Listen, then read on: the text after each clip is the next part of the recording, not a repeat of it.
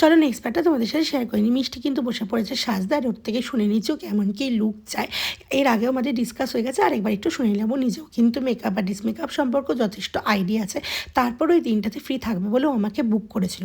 তাই এটা আমার কাছে চ্যালেঞ্জিং ছিল ওর ডেটাকে স্পেশাল করে দেওয়ার জন্য। মাথায় এটাও ঘুরছিল কীভাবে আমি বাড়ি আসবো, কারণ ওখানে কিন্তু অটো চলে না ট্রেন ধরার জন্য 6টার পরে।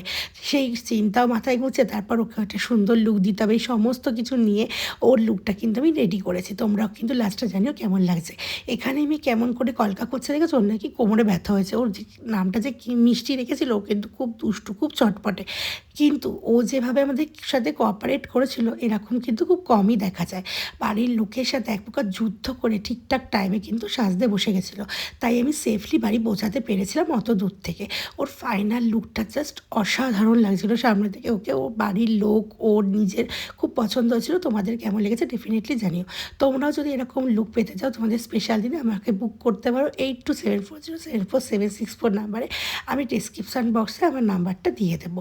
তো ডেফিনেটলি তোমরা কমেন্ট করে আমাকে জানাবে, আর ভালো লাগলে আমার চ্যানেলটাকে কিন্তু তোমরা সাবস্ক্রাইব করে দিও। হাই মিষ্টি, মিষ্টি তো বলো তোমার ফাইনাল লুক কিরকম লেগেছে?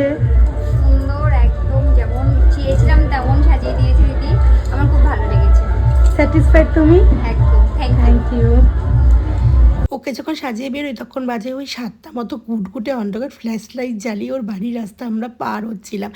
এর মাথা এদিকে ঘুরছে আমরা কীভাবে ক্যানিং পৌঁছাবো আর ট্রেন ধরবো। তো সেখান থেকে আমরা রিজার্ভে অটো করে ক্যানিং পৌঁছেছিলাম, আর ট্রেনে আমি আর বসে ছাড়া কেউ ছিল না। এভাবেই দিনটা কাটো। দেখা হচ্ছে নেক্সট ব্লগে।